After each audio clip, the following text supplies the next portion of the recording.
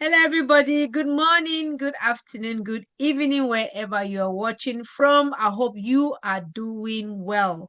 So today, Nelly and I, we are on another episode again on our children, their safety, where we raise awareness around safeguarding anything that concerns our children because we love them so dearly and we want to make sure we protect them and preserve their health and well-being, as well as helping them to grow up to be confident, mature, and responsible citizens.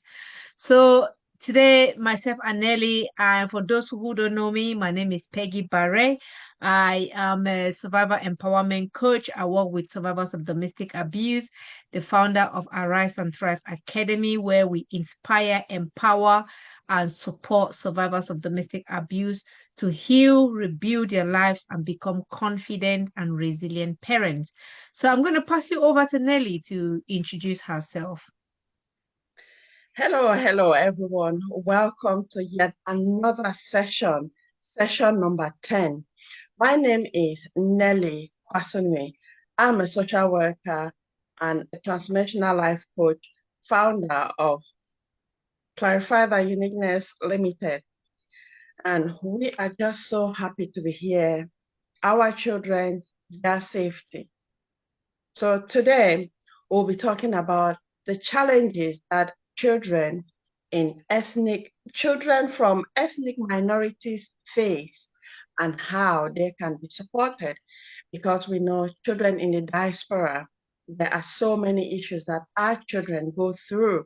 The systems are very different, but then how do we help or support our children to become confident?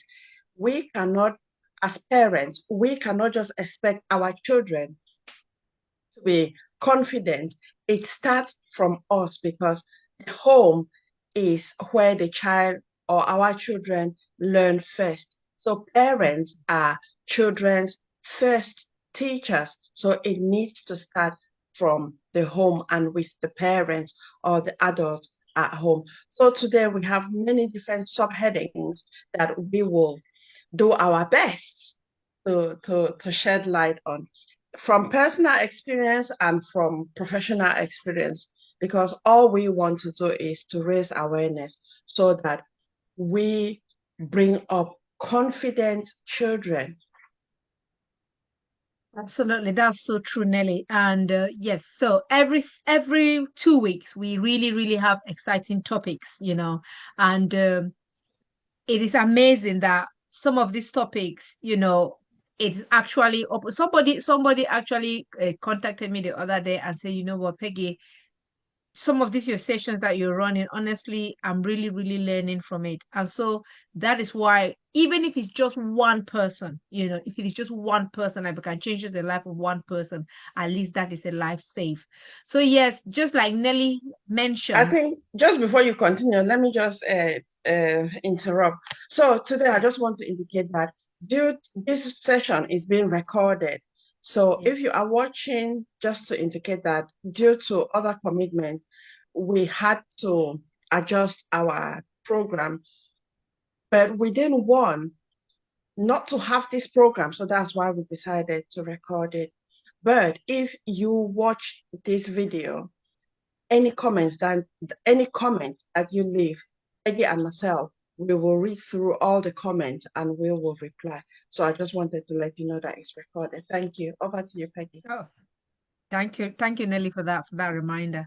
Yeah, so just like Nelly mentioned, children from ethnic minorities, especially children who are in this part of the world, like in the Western world, they grow up with different challenges. Children in general have their different challenges that they face.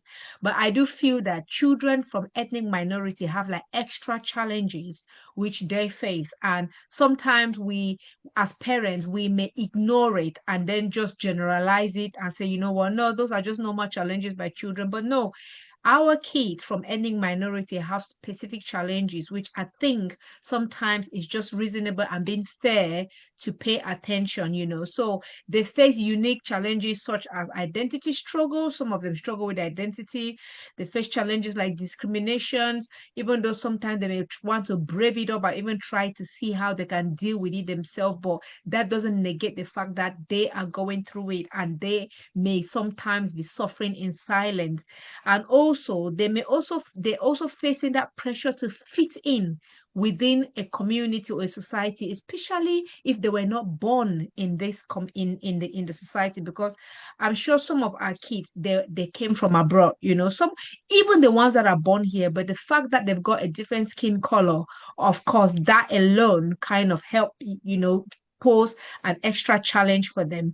And then the ones that are coming into the system, you know, from a different culture, they're coming from a different country into a different culture, into a different system. Everything is just so shocking for them. They also struggle to fit in within within their new society, within the new society. So but one thing that we always need to know is that despite the challenges that these children face, you know, if we give them the right support, then they can grow up with confidence, pride, and with resilience. But the first thing first is, first of all, as parents, to first of all acknowledge the fact that these challenges do exist. And then we can now start thinking, how can we support these children to overcome these challenges, you know, and become confident and resilient in the society? Yeah. Yeah, that's really true. Identity is very, very important, though a lot of the times it's taken for granted because as let me say, as children or as teenagers, is that stage where they are struggling with identity. And then when they go to school, there are many other things around the identity. And I'm not talking just about teenagers, even from very young children. Like Yeah. I will recall when I came into this country many years back with my children, the Mm-hmm. area we were living in was is a white dominated area. So in the Mm-hmm. school that my children were attending, there were we were the second black family in that school. So Wow. when my children went to school, children will always come and touch their skin that, oh, I thought it would come off. And then imagine my children, they'll be like, how would you be thinking that my skin will come off? But the white children, they couldn't understand.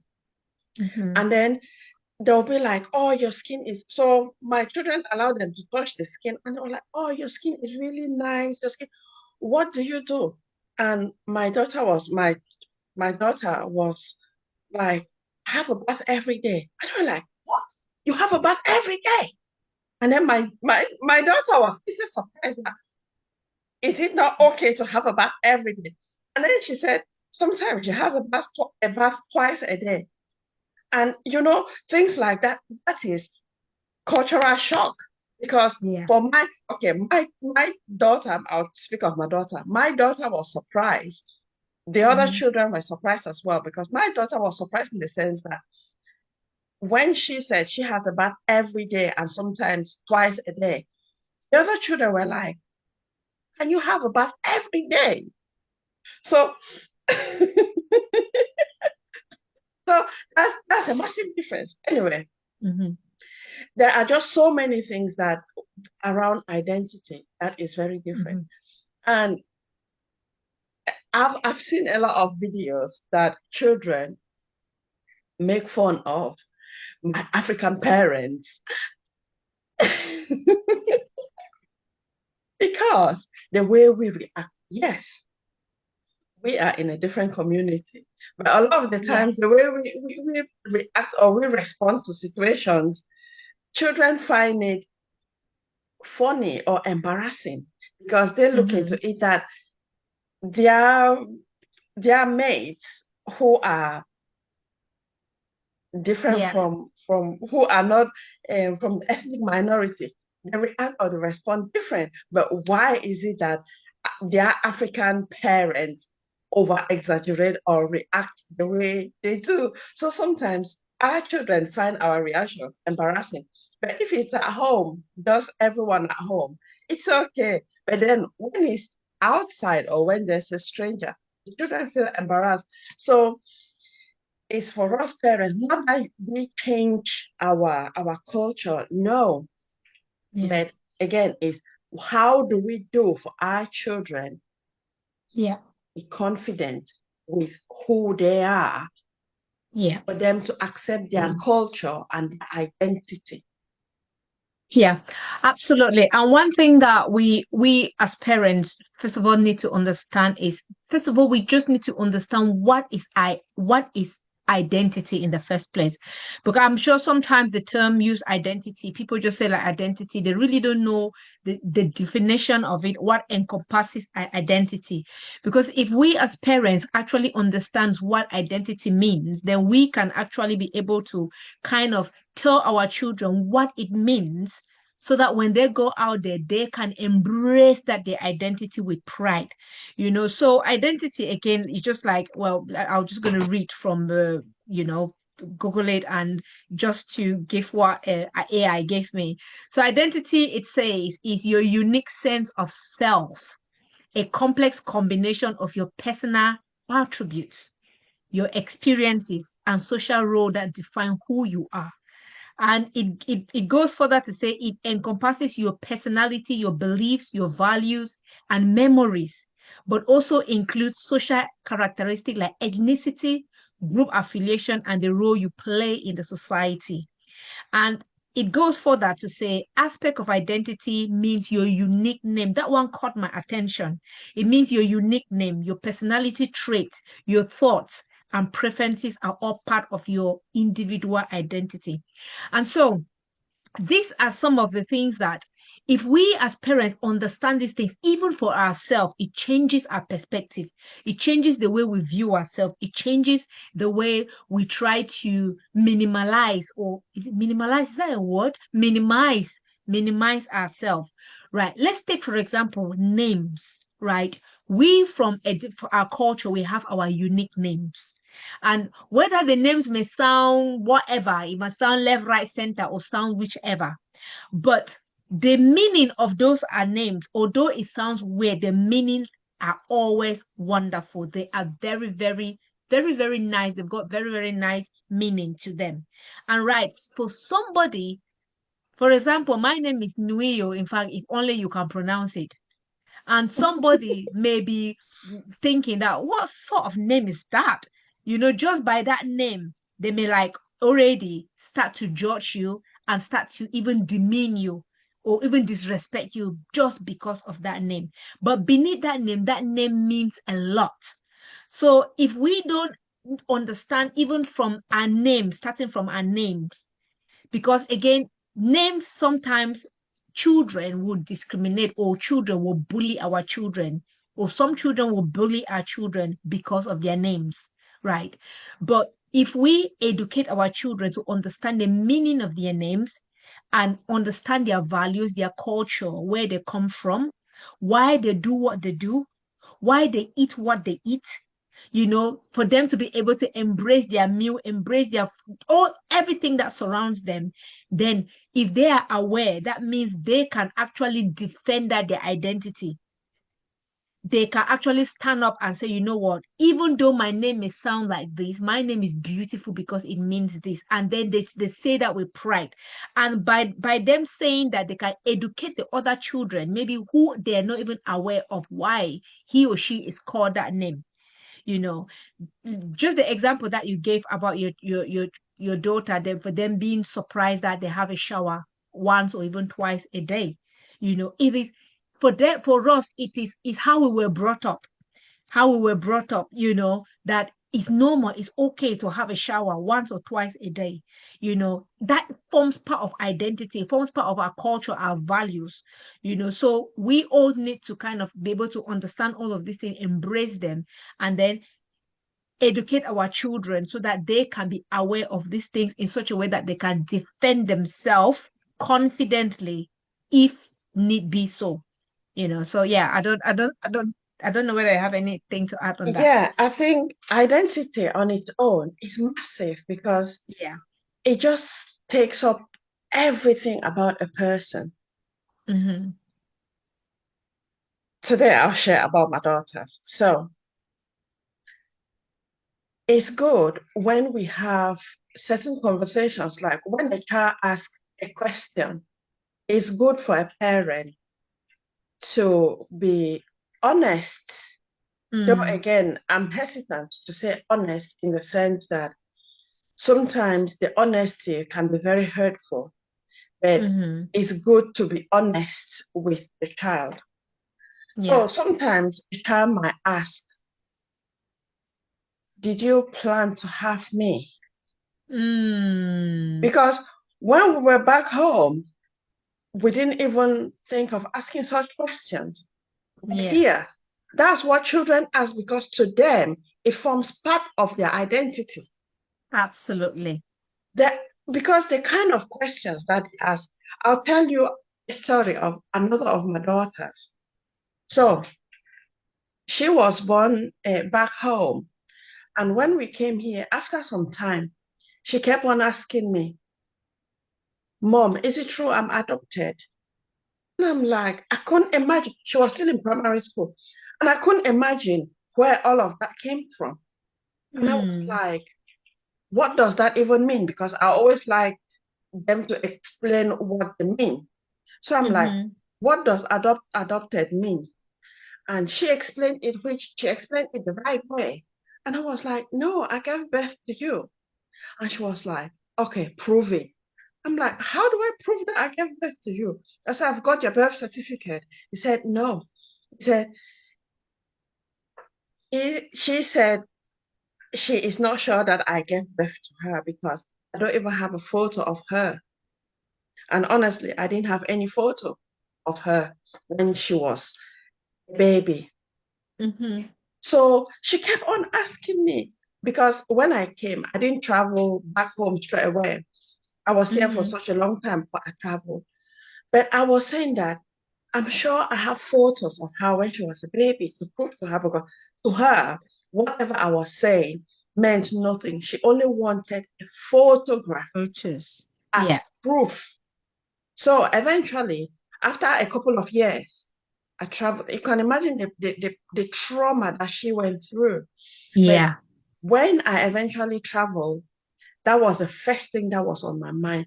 I went through the photo albums, took photographs while I was still back home. I sent them to her. I sent them when I sent photos when I was pregnant because at the back of photographs they always put the dates. So Yeah. I took the front of me being pregnant and the back showing the date. And then I took when she was born and things like that and things like that. That was how she then believed that she is not adopted. So along the Mm, line, I was asking, where did all that come from? Because I, it's not a word that even me, I could use it. yeah. It so happened that it was a payback from from her sister because she used to look for a lot of trouble. So her sister learned about adoption, and then because since the sister is the older one, she was always getting in trouble because of the younger one, and the younger one Mm-hmm. was the one looking for trouble. So then the older sister learned about adoption, and then that's how she told her that, haha, you are adopted. Imagine. So now when I brought these photos, that was resolved. And then I was like, that was when I found out because I was asking, where did this come from? And then I got it because the older sister realized that when she said that, the younger sister, the problems that she was looking for, calmed down because she was not sure. So again, imagine if I did not have the proof, what Yeah. could have happened to her identity? Because at that Absolutely. time, for the number of years that I didn't have the proof, she was very quiet. She was Mm, different. She was different. But then when I brought the photographs, she was like, so everything she knew that because she was thinking that she's not part of the family. Mm. So you can imagine certain things because the way children in the West they process their information is very different from the way Yeah. we do. So when a child asks a question, is to give the Mhm. child the honest, best question you can. It is pointless for you to give a wrong answer or make up an answer because these children are very, very clever. You can tell them now and you think that, oh, it's over. They'll come back again. Mind you, they will not forget what you said before. Sometimes Yeah, you come again just for you. They still want you to tell more about it. absolutely. Yeah. Because, like, what I find is, which again is still part of the identity, is my children, they like now and again to come and be asking me like, oh mom, how was when you were pregnant with me? How was your pregnancy? How long were you in labor? What time did you give birth to me? How long were you in Hmm. hospital? You know, for us, that's not, we didn't even know. But here, those are the kind of questions children will ask. And imagine Yes. if you don't tell the child, they feel like they don't know everything that they are meant to know. And Yeah. in a Yeah. way, it impacts the way they see themselves. So Yeah. that's why I'm talking of being honest when you're explaining things to your children. Yeah.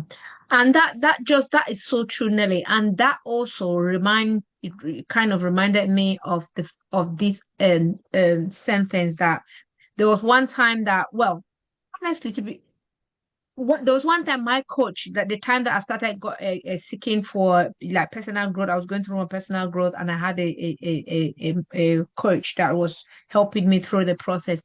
And I remember her asking me one day, why was I born? And who are you and why were you born? And that question, this again are the things that it kind of constitute our identity. Because if we don't know things like that, we first of all don't even know, why do we even exist? Why do we exist? And this remind it kind of made me, each time I'm talking to parents, I usually tell them that, you know what, no matter what, whether you are angry, whether in what, I don't know what, no matter what happened, never ever you make your child feel like you didn't give birth to them intentionally. Because I've seen parents who, in fact, I've heard parents tell me that, Peggy, my mom said to me, she gave birth to be my mistake. I gave birth to you by mistake. And sometimes kids will push parents to a point where some words may come out of our mouths where we cannot take it back.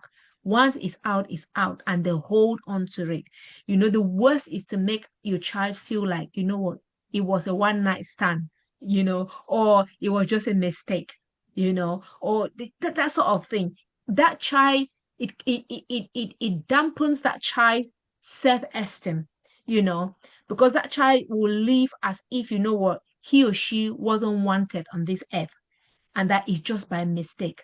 So these are some of the things that, just like you said, it constitute the identity. They want to know whether they were loved, whether they were planned, to give birth to them, how, when they came, what was the mood, were people happy, how were they received, all those type of things. It makes them kind of feel precious, or feel, that they're really valued and wanted. And again, one thing that we also need to kind of talk about this identity thing is, again, is about the fact that, just like you said, Nelly, there's sometimes that things happens, you know, again, let me say, for example, like before I got married, I had my first son before, So again, these are things that sometimes you get into relationship. Maybe the child, you had your child before and came into a relationship, and maybe that child may not actually. At one point, you may think that, oh no, what, let me just keep certain information from that child. But as that child grows older and gets to a certain age, it's always important to let them know, and let them know as early as possible, and also tell them the truth of everything that happened.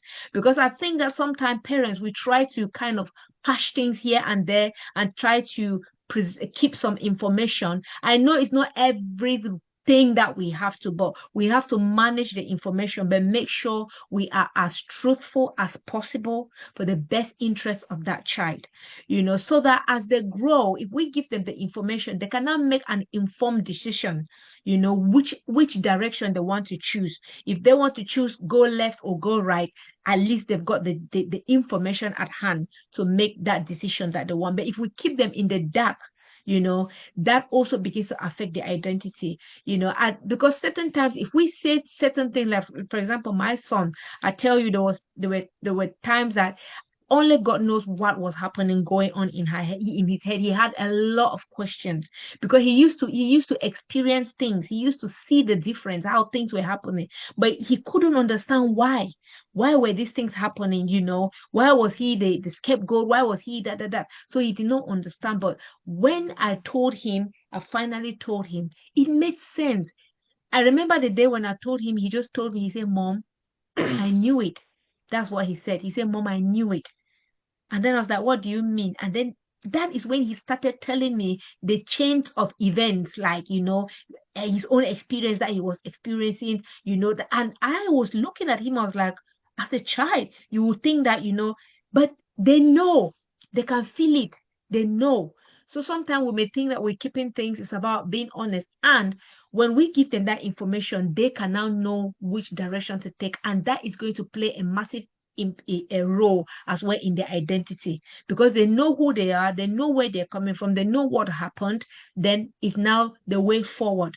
Which direction do they want to make the way forward, and which direction is best for them? So that constitutes the identity. And again, at point, especially when they're teenagers, because at the time even he was going through his hormones, that teenage hormone, and everything was just ramping in his head. I tell you, it was hard. There were times that I would cry with him. There were times that he would just come and he would cry and cry and cry, and I'll just join him. We'll cry and cry and cry. But again, we were doing that. It was a way of supporting. I was really, really supporting him through that process. I even remember one time that I had to, in fact, I had to go and buy like because he was so low and he was struggling to even fit in. I had to do a motivation board where I had to write, like, type. I printed quotes, like, confident building quotes, self-esteem quotes, and I put them all on the board and I put them by his bedside. So every time he woke up, the first thing he would see those quotes. And sometimes he used to say, "Oh, Mom, those things they don't work. They don't work. Just remove them." I said, "No, just leave them there. Leave them there." And gradually, he kind of started embracing himself. He understood why things happened the way they did. And he actually fought himself out of it. And I think that made him the resilient boy or resilient young man that he is today. So again, these are so important. Just like you said, Nelly, we need to be as truthful as possible to help our children through that path. Yeah, Yeah. thank you so much for sharing that. I mean, there's that aspect of being truthful that you Mm, have talked about. And I just remember, like back home, children, vital information is hidden from children until they get to adulthood. And sometimes they never hear that information from their parents. mm, Unfortunately, they hear from other people. yeah. Imagine how damaging that can be. And Yeah. there've been a lot of instances where a child grows up thinking that A is the father until they get to adulthood. They keep thinking Mm-hmm. that A is the father. And then somewhere along the line, they discover that A is not their birth father. Yeah. Here there's a massive difference here in the when I talk here is where we are Yeah. in the Western world, where a child as young as they can understand, they know that Mm-hmm. this is my birth father and that is my stepfather. Yeah. But for us, I honestly I can't even remember if I knew about stepfather before I came Mm, to this country. I knew about stepfather when I got into this country. Because what I Yeah. used to know is they would say, oh, this child resembles the neighbor. And it was just like a laugh about thing. But it was Yeah. started thinking, oh, it made a lot of sense. When Absolutely. that's how they hide information and there's no truth in it, there's no honesty in telling the child. And when the child discovers it, imagine how heartbreaking it is. Because first, it's not just with their identity, first, the trust of the parent who hid that Mm-hmm. information from them. And it, it might be a mistrust that probably the child might never, if they don't have real support to get over that. Mm-hmm.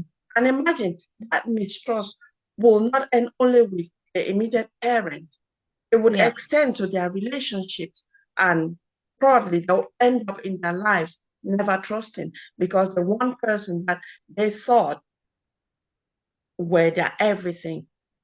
Yeah. So it's Absolutely. very important to be truthful. Here we have age appropriate information. It's not that you carry all the adult dung and dump on the child. No. Mm-hmm. Yeah, I mean, we are able to break down information depending on the age Mm-hmm. of the child. So then Yeah. the child knows. Because even like sometimes you get into a relationship when you have a child, and if a child sees the male figure and the child just calls dad or whatever, call as their father, you'll see a child who is not even, let's say a child, the mother Mm-hmm. will say, that's not your dad, Yeah.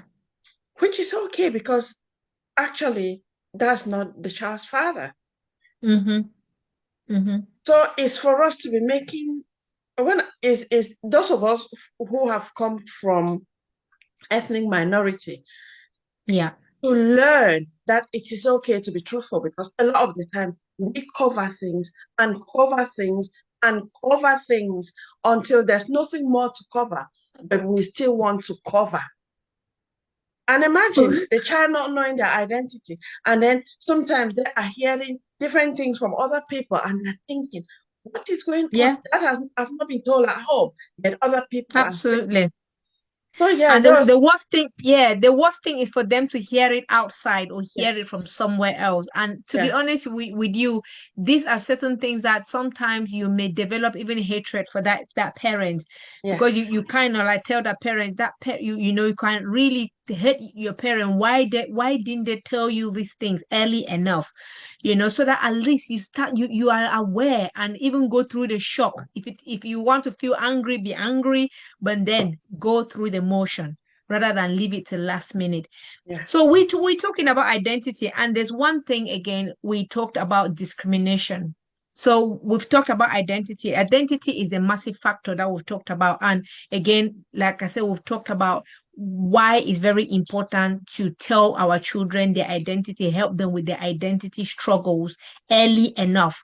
Tell them about their culture, tell them about their values, tell them about anything that you feel is important to them defining that identity. So that is the way we can support them. So that just like Nelly said, we don't need to hold things in secret, and not tell them, even if it means it might hurt them temporarily, but they will heal from it rather than leave it to the last minute, which is not good. So we've talked about identity. The second thing we talked about, which is also a struggle for our ethnic children, is discrimination. And identity can even go hand in hand with discrimination because if we don't, first of all, start telling our children certain things early enough, it it it may expose them to more discrimination if that is the right way to put it. Because when you know identity, I would talk for myself. Like I always say, I knew my father when I was 18. Like when I knew my father, like knowing who my father, like seeing my father's face when I was 18. I always say, if I wasn't brought up to be a resilient child, then only God knows, how I felt, how the way I felt right up to that moment, you know. And when you don't know your identity as a child and these things are kept away from you, first of all, you grow up with low self-esteem. You grow up as a child that is like you don't always fit in, because as a child, I never even I couldn't even fit in even amongst my uncle's children. I always felt like the neglected one. I always felt like the beggar. I always felt like the outsider. Had it been, I knew that my dad was existing and that my dad wasn't only a this, my dad was my dad had money, my dad was rich, my dad was doing well, so things like that maybe would have changed my perspective as a child, but I grew up, that information was hidden from me, so that again affects you in such a way that people start to discriminate, because the way you talk, the way you present yourself makes you first of all vulnerable. And when you're vulnerable, discrimination sets in, where people start to, because what's discrimination? People kind of choosing to do things for others and leave you behind because they see you like you're the less valued kind of person, or what, whichever way you want to put it. So that is one aspect of discrimination. But then we looked about the bigger picture of discrimination itself, especially for our ethnic children in this country. They're discriminated for different reasons. First of all, their race, their color, the skin color, their accent, their who they are, those things. And that's systematic discrimination as a whole, whether we like it or not. I know people will say, oh, yes, it's improved, but no, it is still there. There's systematic discrimination. So our children are not just going through that systematic discrimination, they are going through discrimination for the fact that they do not even know their identity. They are struggling to fit in, and all of those things put together. And then think about it, about the pressure that they also get in school. Maybe we know with the school system, they go to school and all of that. So sometimes our kids come back home, even though they may not open their mouth to say anything, only God knows what is going through their head and through their minds. And this is why I always say it's very, very important that, in spite our busy schedule, in spite the fact that we also have to be struggling to put food on the table, sometimes it's always good to put ourselves in their shoes. What are they going? What are they feeling? What are they going experiencing? And how can we support them? Which I think episode like this is very, very important to kind of draw that awareness, to make sure that we make sure that we really, really, really support our children wherever is needed. Yeah. So yeah, I don't know, Nelly. Yeah, you've talked about discrimination there. Yes, discrimination is common, but the Mm, worst discrimination is when an individual feels inadequate. mm, Because when you feel inadequate, you discriminate against yourself. yeah. Because, for example, you will see, let's say you see a piece of fruit, say bananas, and you want to eat it. But then you already have so many judgments about yourself. Mhm, And then you already have answers in your head that if you ask for it or if you take it, this and that will happen. You mm, feel so inadequate. You are discriminating against yourself. You are yeah. judging yourself for something that if you just ask, probably they'll not even care about it. You'll have it. Which Mm-hmm, goes again, like all what we are saying, goes back to the identity. And again, it's for the parents, because if a parent makes a child to feel loved and valued, mm-hmm, the discrimination, the impact of the discrimination will not be as severe as a child who doesn't have that support yeah. in place. So, which is why it's very important that we as parents let's not just be there for our children physically, Mm-hmm, or again, let us not just be busy going out, picking shift, looking for work to get money to buy food.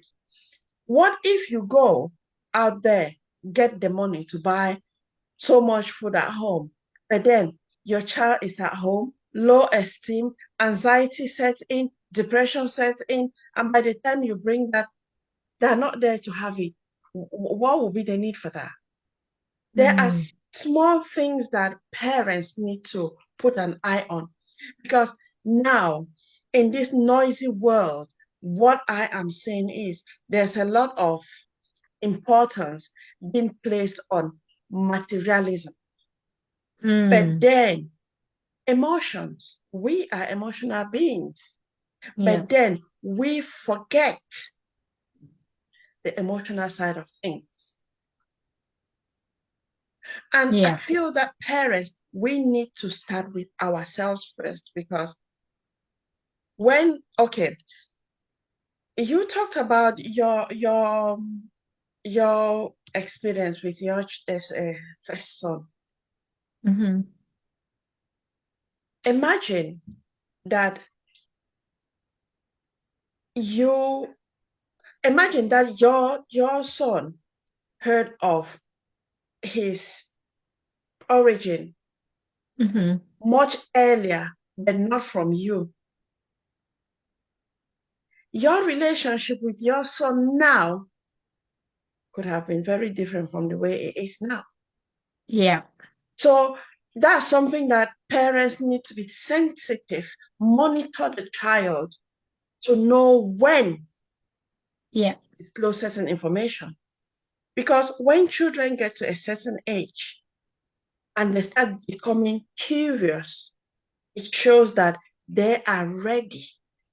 Yes. And it is that time for parents, they say, spill the beans. Yeah. But unfortunately, a lot of parents will hide and distract when the child comes to ask for that.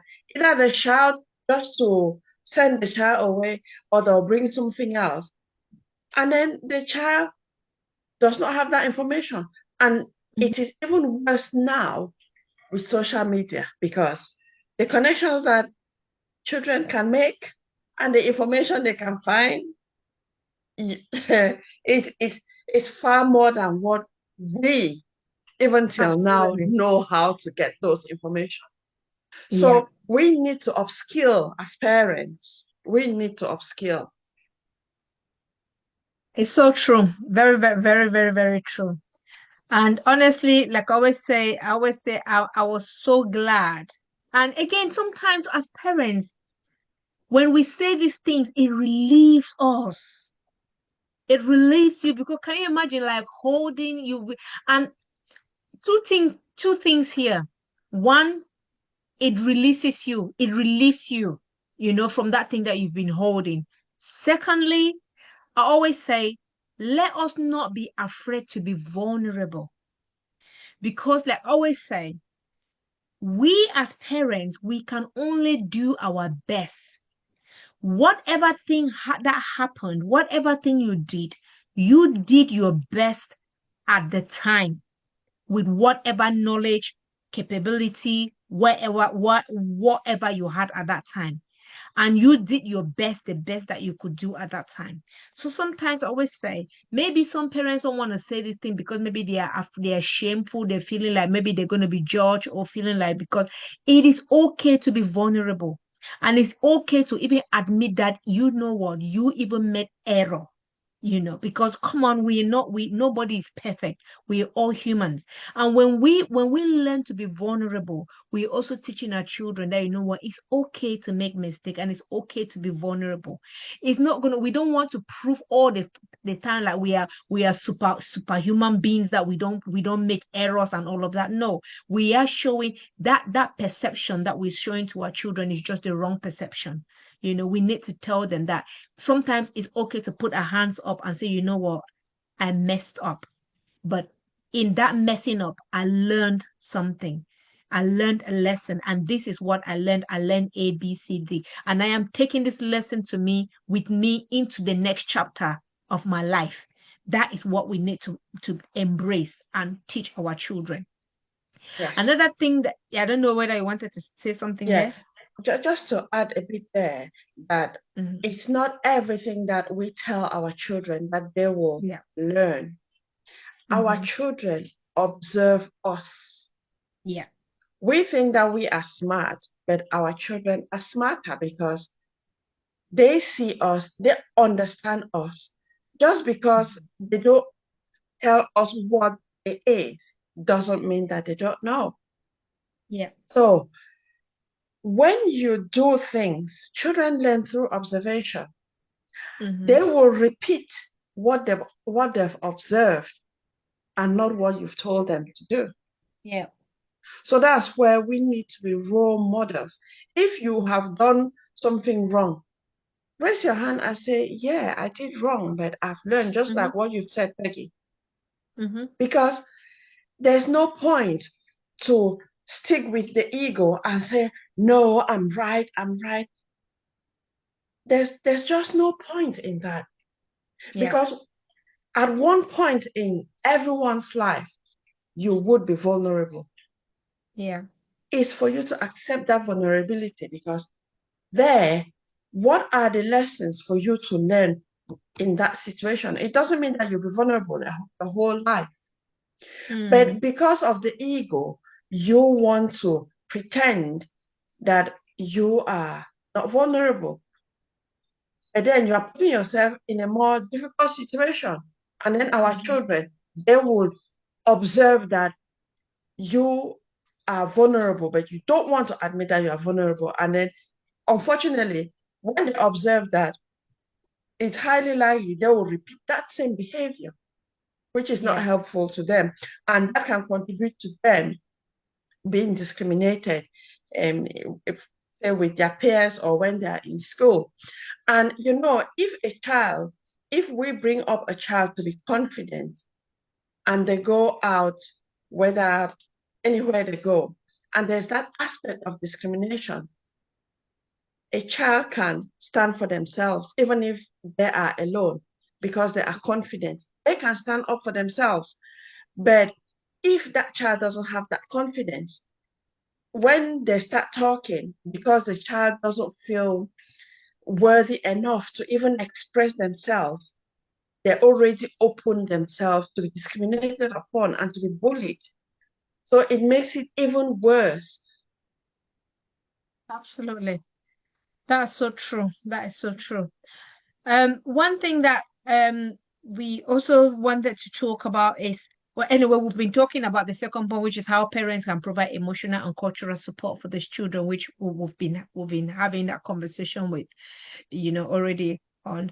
So again, it's first of all, like Nelly said, is trying. I know in this country, Nelly, especially for some parents, single parents, you're trying to work, you're trying to put food on the table, you're trying to provide for the kids' well-being and all of that. It can be overwhelming. And sometimes we may kind of not even have the time to really sit down and actually find out what the child is facing in terms of their own emotions and their own emotional challenges that they're going through. And so, just like Nelly said, it sometimes is to be conscious of, try as much as possible. Sometimes, even just by asking that simple question, like when they come back from school, how was your day? How was your day? What did you do in school? Just to, I know kids sometimes will just like say, my day was fine. My day was a normal day. Like my son was saying, it was just a normal school day. And again, they might also be saying that because they just want to also just brush it off and then go and do their own thing. And sometimes we just need to learn to prop a little bit more, prop a little bit more. Let them go a little bit more. If you say what's the normal day, what is the normal day? Just at least get them to talk a little bit. Get them to talk a little bit. And like we have said in other shows, Nelly, is first of all try to make the environment conducive and comfortable so that we make it home. Outside there is like a jungle where everything is happening. Everyone is trying to eat on everyone. And when they manage to leave the school and leave the jungle and come home, home is home. Home is a place of safety. Home is a place where they can run into and take a deep breath, like, you know what, I'm safe. So if we don't make the home comfortable for them and they're out there in the jungle, do they really want to come back to that same jungle? No. They want to have a safe space, and again, it's about helping them, give them that safe space so that when they come home, they feel safe. And that safe means they're safe emotionally, they're safe physically, they're safe psychologically. They have somebody that they can talk to. At least they may not even if they don't say all, but at least they can express certain things about their worries. They have somebody that they can lean on. So again, it's about trying a possible best to make sure that we produce that conducive environment for them where they can express themselves. It's also important to give them that cultural support. There's another thing that we talk cultural support. Cultural support, again, I think the worst thing, Nelly, that really affects our children is when they're caught up in two different cultures, but they really don't know which one to go for.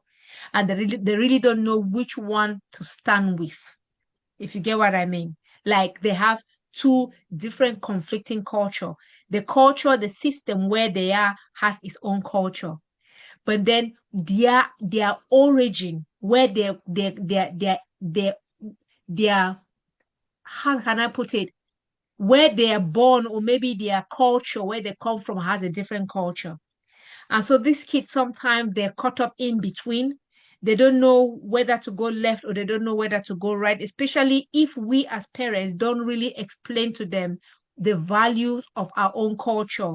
They get confused and then they get drawn into this other culture. And if they're not well prepared into this other culture, that culture may actually destroy them. I don't know whether you want to add something on that, Nelly.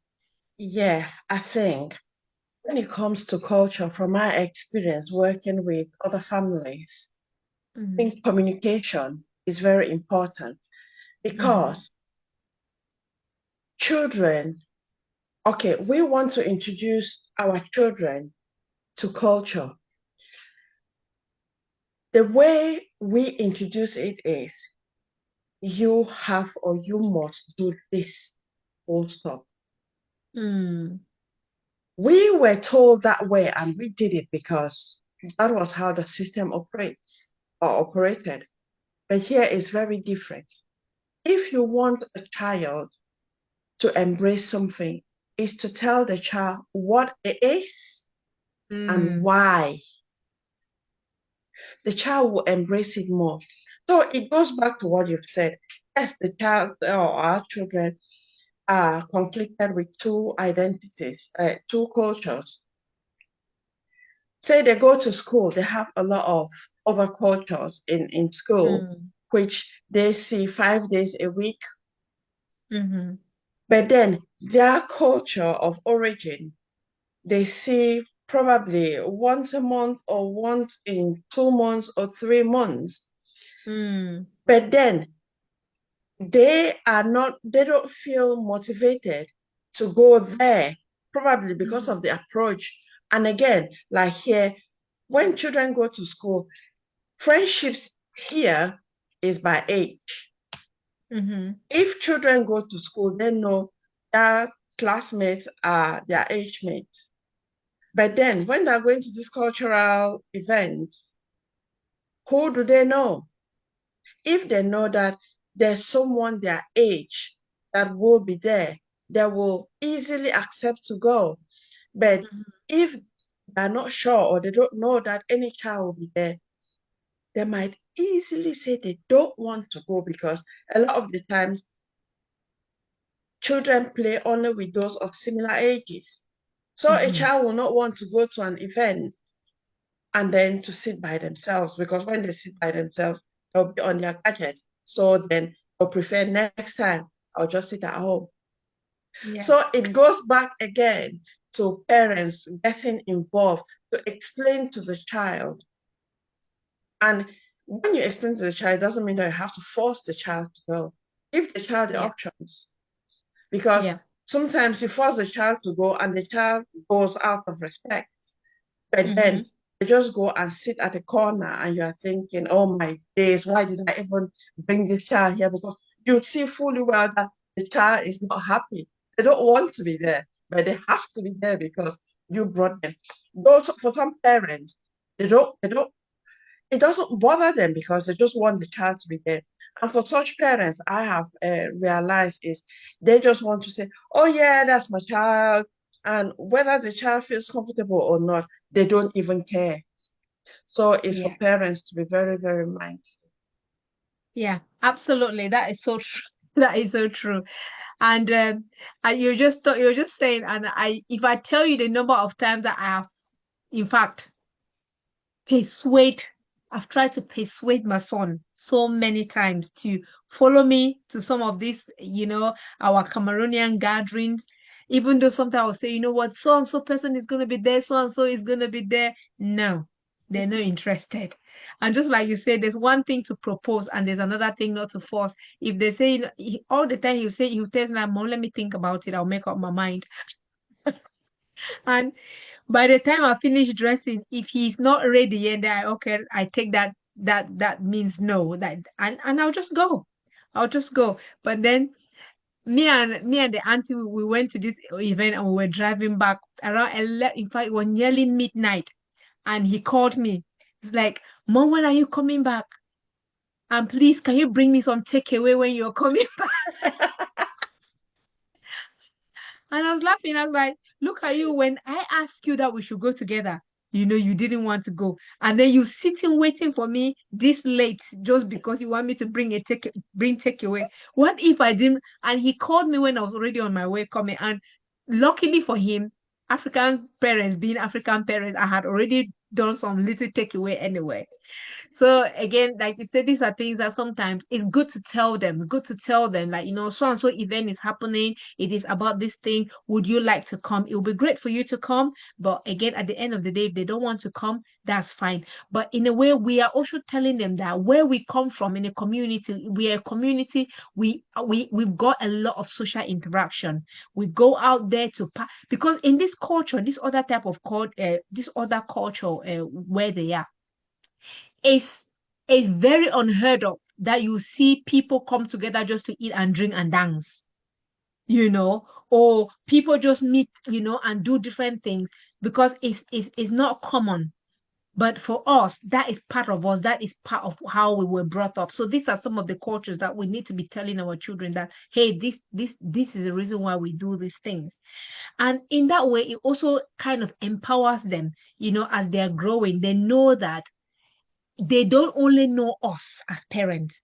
The community is a bigger, wider community. They know this auntie, they know this uncle. Oh, I met this auntie at so and so event. Oh, I met this uncle at so and so event. And you can see that alone kind of give them, they know that they've got wings, they've got like spread of community, that they feel that is social support network, if so to speak.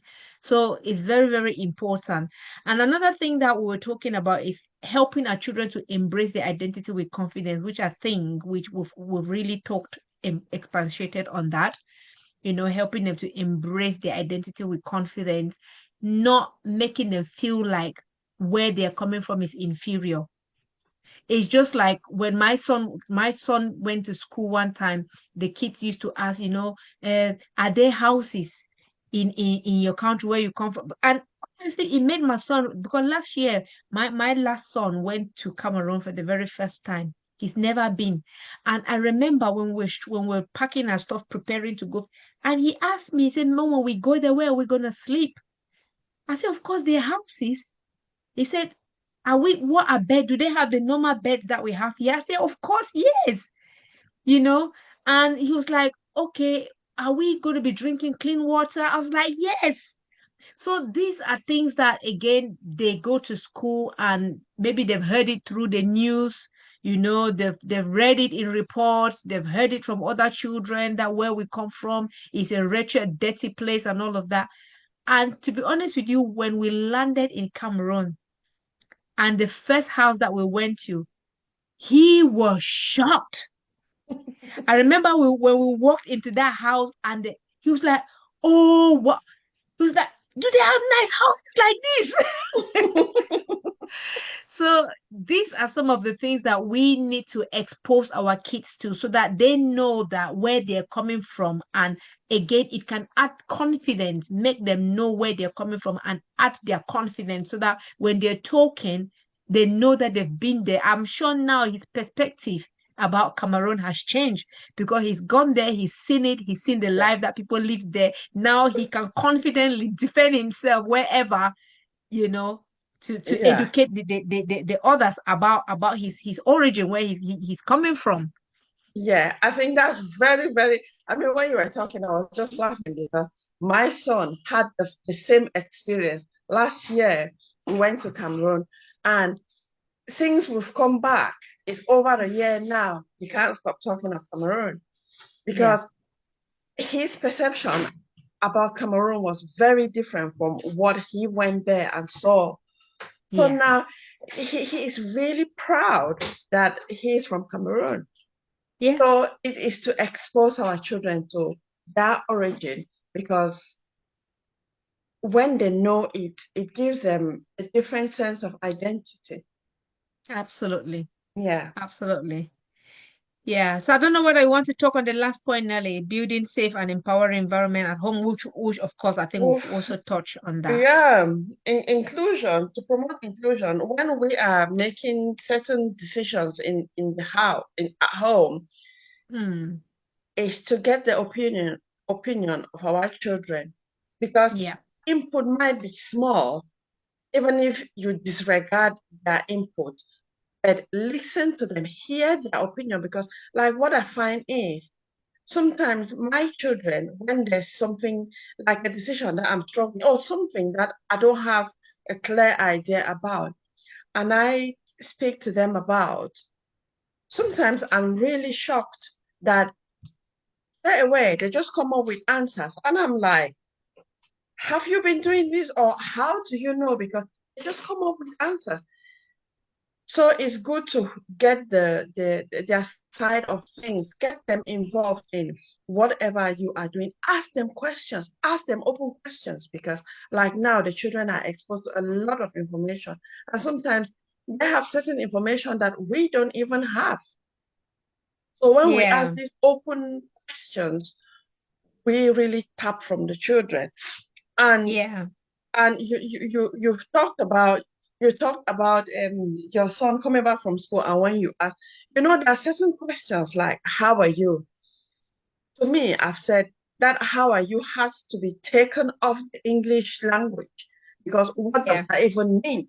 Because Yeah. you see someone say at the hospital, and you ask how are you. I'm fine. If you're fine, what are you doing at the hospital? Yeah. So Absolutely. when we ask such questions, is to follow up those questions with open-ended questions, ask people to understand. So now, like what I do, especially, I mean, I try not to do that when I'm out and about, but when I'm having coaching sessions and I ask, how are you?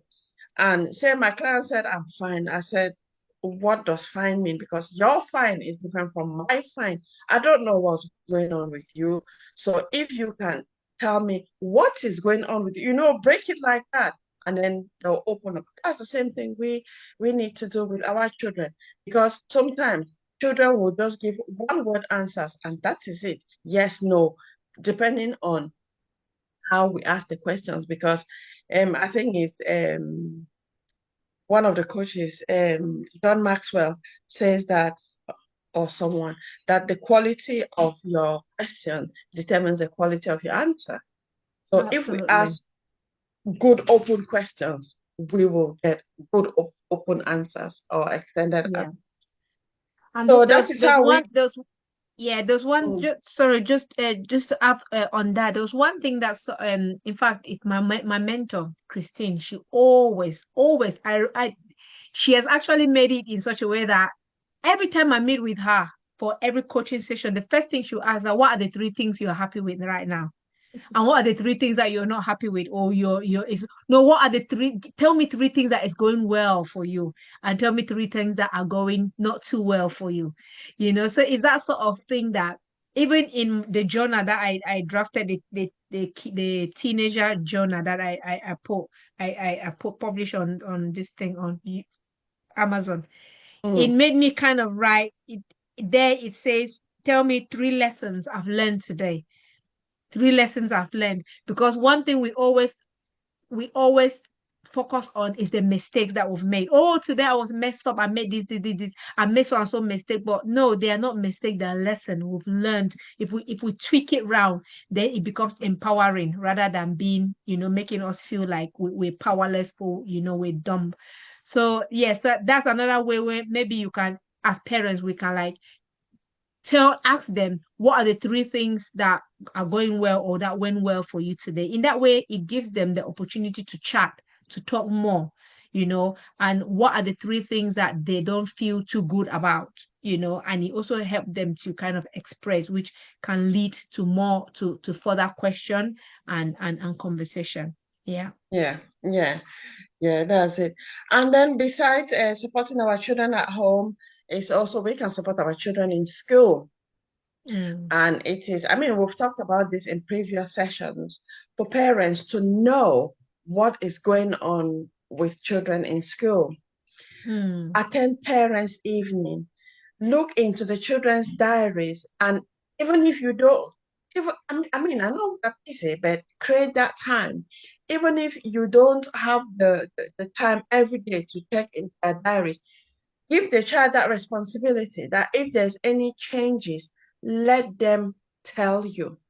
yes. So then the child knows that if there's any information, they need to come and tell you. And then spend like even 5 minutes will go a long way to discuss Mm-hmm. about it.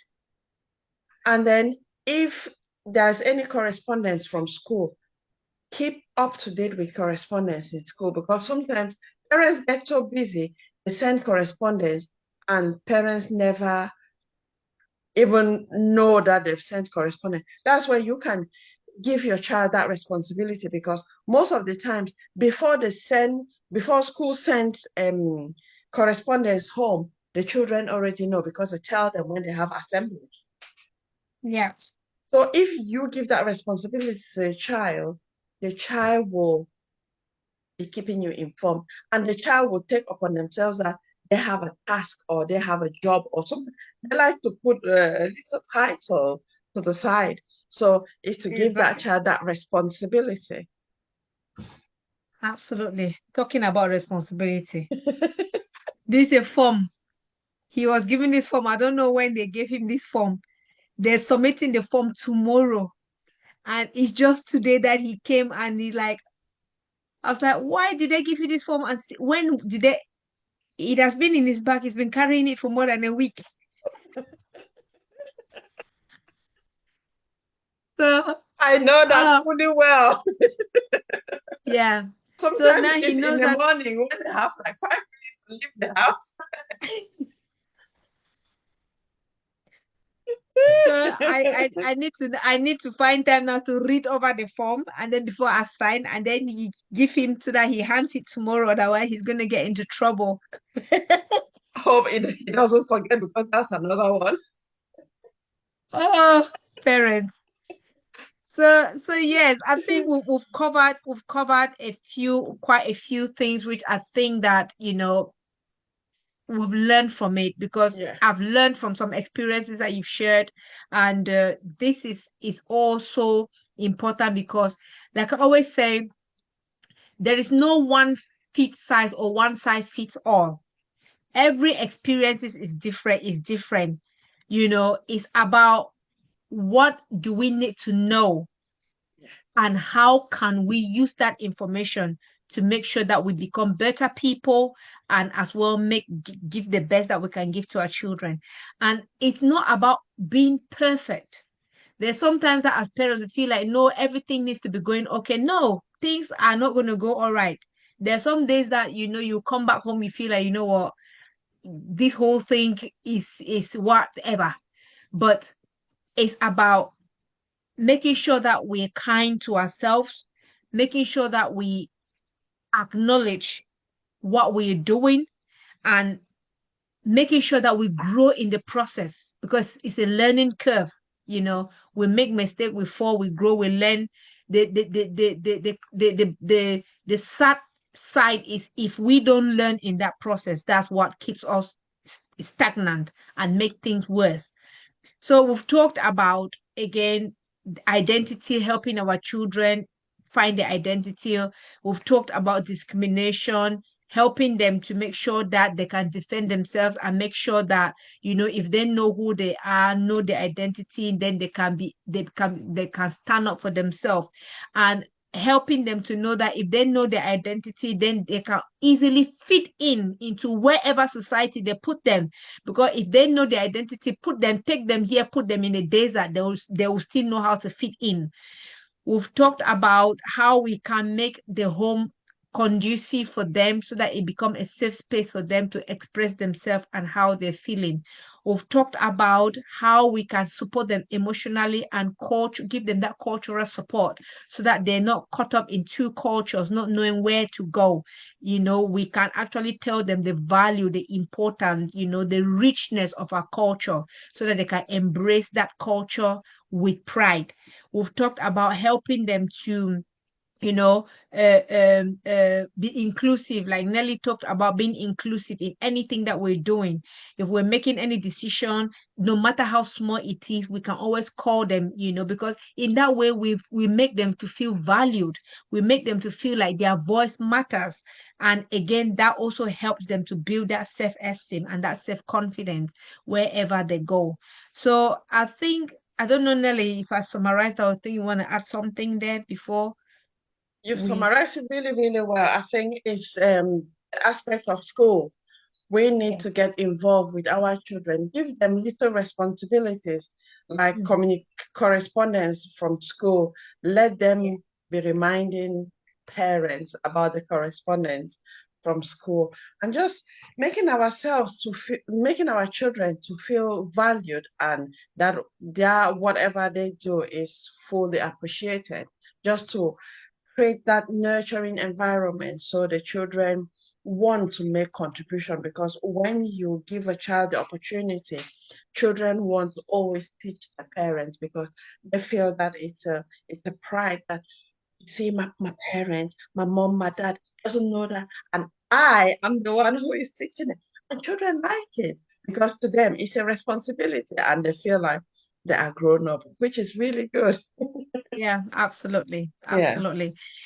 Yeah, so I think that is it for today. Like Nelly and I said, this session was a recorded session, but please, that doesn't stop you from putting your comments. If you're watching later, put your comment. We're gonna read your comments.